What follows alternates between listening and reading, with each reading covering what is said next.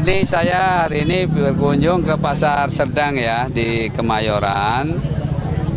Kalau kita lihat ini kan ada dua kelompok nih ya. Ada yang jualan di tepi jalan dan ada yang jualan di pasar yang sesungguhnya memang ada bangunannya, tetapi memang bangunannya nampaknya memang perlu revitalisasi ya. Nah, jualannya hampir sama yang saya lihat di luar juga maupun yang ada di dalam.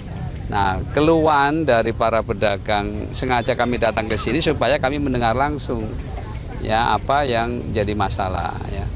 Nah, kalau yang di luar relatif tadi saya dengarkan ya hampir nggak ada masalah gitu ya. Ya bahkan ada juga yang cukup lama lah pokoknya jualan di luar.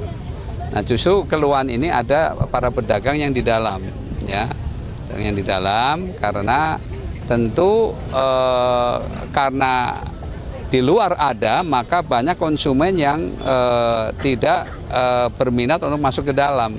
Tahu barang-barang itu ada di tepi jalan. Padahal yang resmi ya, apalagi yang harus membayar bulanan, juga ada bayar listrik yang secara resmi itu ada pedagang-pedagang yang di dalam pasar. Nah ini tentu harus segera memang ada jalan keluar ya supaya ya kita harapkan tetap ada win-win solution ya. Semuanya dapat juga ya, yang di luar juga bisa ditertibkan ya, yang di dalam tentu juga jangan sampai dirugikan karena dia juga membayar pajak resmi ya, yang setiap bulannya cukup ya memberatkan kan kalau dagangannya tidak laku ya karena ada saingan yang di luar jalan. Di jalan tentu saja bukan hanya juga berdampak pada pedagang yang di dalam, tapi juga tentu pada pejalan yang menggunakan jalan raya ya, itu kan pasti terganggu karena ruas jalannya menjadi semakin sempit kan.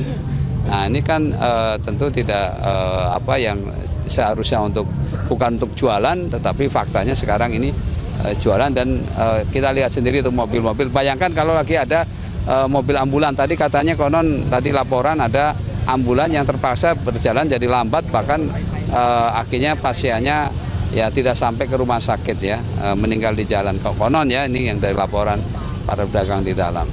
Ya jadi kalau dari harga-harga ya saya lihat tadi saya dengarkan langsung relatif stabil ya, artinya tidak ada fluktuasi yang memberatkan konsumen lah dalam hal ini ya.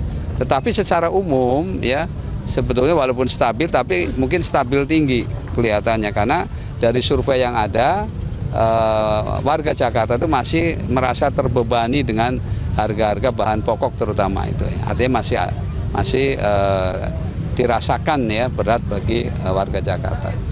Nah tentu kalau seperti itu memang benar adanya maka berarti persoalan suplai kan.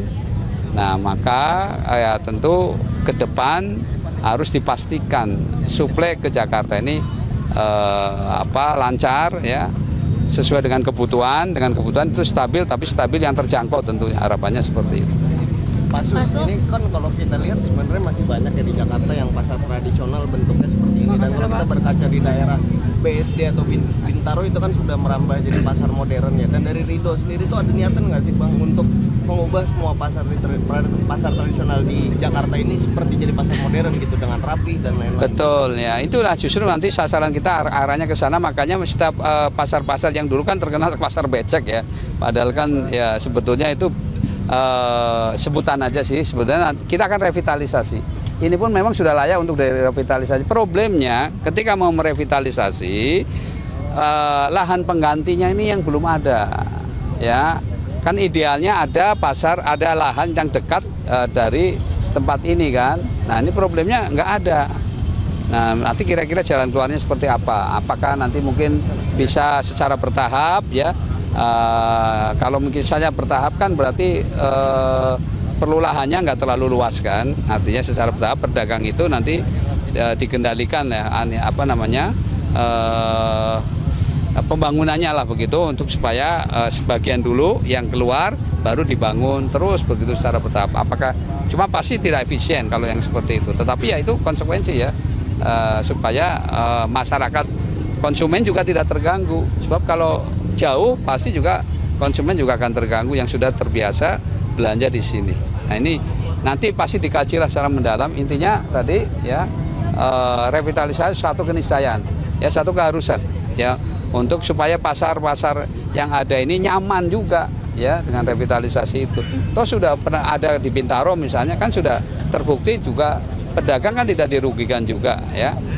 Konsumen juga jadi datang ke pasar juga jadi nyaman juga ya. Jadi seperti itu. Pak Sos kalau keluhannya ini kan adalah konflik horizontal ya Pak, antar pedagang baik Iya. di luar dan di dalam. Nah. Sementara untuk pedagang yang di luar kalau masuk ke dalam itu mereka harus bayar sewa Pak. Apakah nantinya akan ada dialog antara Pemprov dengan PD Pasar Jaya untuk menyesuaikan harga yang kira-kira pas untuk pedagang supaya tidak memberatkan gitu Pak? Ya sudah pasti. Nanti kita akan intinya kan pedagang supaya dapat ada tempat jualan dan tidak memberatkan. Intinya itu ya, dan pasti nanti PD Pasar Jaya akan ya membicarakan itu untuk supaya setidaknya kami sebagai nanti kalau Allah takdirkan terpilih ya pasti kami akan ajak untuk bagaimana mencari solusi yang adil lah intinya. Prinsipnya kan keadilan. Yang dituntut oleh masyarakat itu adil ya. Jadi jangan sampai tadi dia yang di dalam sudah bayar pajak dengan pungutan-pungutan yang resmi ya, sementara yang di luar ya dari keluhan tadi mereka kan tidak masuk ke kas negara kan gitu. Dari informasinya seperti itu. Pak Sos, kalau untuk dari Rido sendiri program untuk pasar. Iya. Pak, kalau untuk dari Rido program untuk pasar sendiri seperti apa? Kalau zaman Pak Anies kan ada revitalisasi puluhan pasar, juga ada pasar yang disatukan dengan rusun ya Pak. Kalau dari Rido untuk pedagang pasar dan pasar sendiri seperti apa Pak programnya? Ya justru yang sudah kita deklar ya bahwa karena kita keterbatasan lahan seperti inilah contoh ya, ini kan sebenarnya luas kan. Nah maka sekaligus kita akan membangun rumah di atas pasar. Dalam konteks revitalisasi nanti tadi sekaligus juga untuk pasar modern tadi. Jadi nanti para pedagang ini bisa saja nanti bisa menjadi penghuninya rumah-rumah yang nanti akan dibangun di atas pasar. Ya, karena lahannya tidak beli karena milik Pemda, tentu akan menekan harga. Itu yang sudah dideklar oleh Pak Ridwan Kamil ya. Jadi ini salah satu dari pasangan Ridho yang nanti akan memanfaatkan lahan-lahan, apakah pasar, apakah stasiun, bahkan di atas sungai ya juga ini bisa kita bangun ke atas misalnya seperti itu ya, karena memang lahan sudah semakin sempit ya. Jadi arahnya ke sana. Jadi ya. Udah dipetakan belum pasar-pasar mana aja yang mungkin akan didahulukan? Oh ya belum lah, nanti kan ini kan pasar di Jakarta kan banyak sekali kan. Jadi mana yang prioritas? Karena apa, kaitannya nanti adalah pembenahan rumah-rumah kumuh. Ya, karena memang diamanatkan oleh Pak Prabowo bahwa Pak Ridwan Kamil diminta ke Jakarta untuk membantu Pak Prabowo dalam yang istilahnya fokusnya lebih pada tadi diantaranya pembenahan rumah kumuh. Ya, dan itu juga dipesankan oleh Pak JK juga waktu beliau bertemu Pak JK. Ya, jadi maka nanti kita akan prioritaskan pembenahan. Jadi sekaligus nanti supaya tadi orang-orang miskin kota terutama dia bisa juga menikmati rumah di dalam kota. Ya. Pak izin isu lain ini Pak Anies. Ini masalah di sini kan terjadi karena adanya premanisme gitu, oknum-oknum yang mengelola tempat sendiri, dan ini terjadi di banyak wilayah di Jakarta. Gimana strategi Mas Ridho untuk memberantas premanisme ini? Ya, saya kira kita belajarlah dari kereta api. Ya, kereta api itu kan tadinya luar biasa kan, susah ditertibkan kan, tapi nyatanya bisa kok. Artinya bisa diajak. Yang penting mereka dicarikan solusinya, jalan keluarnya. Intinya itu. Ya, yang dalam tanda kutip preman-preman itu misalnya, sepanjang dia kemudian dicarikan solusi jalan keluar, ya bisa ya. Nyatanya sekali lagi coba kereta Jabodetabek. Ya nanti kan pasti ada ketika kita melakukan revitalisasi, berarti peluang-peluang usaha atau kerja apa yang ada nanti kita inventarisir, mereka diajak untuk ikut bekerja bersama ya. Jadi saya kira intinya sih itu.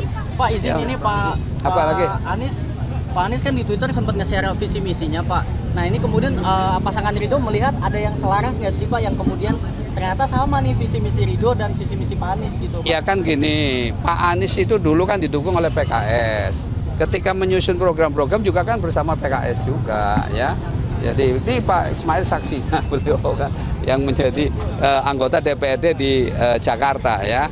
Jadi artinya berkali-kali saya sampaikan bahwa tidak hanya Pak Anies, program-program Pak Gubernur sebelumnya ya yang bagus-bagus kita akan teruskan, bahkan kita tingkatkan. Yang belum ada kita adakan. Yang penting intinya adalah bagaimana rakyat Jakarta ini akan bisa ya lebih bahagia ke depannya ya.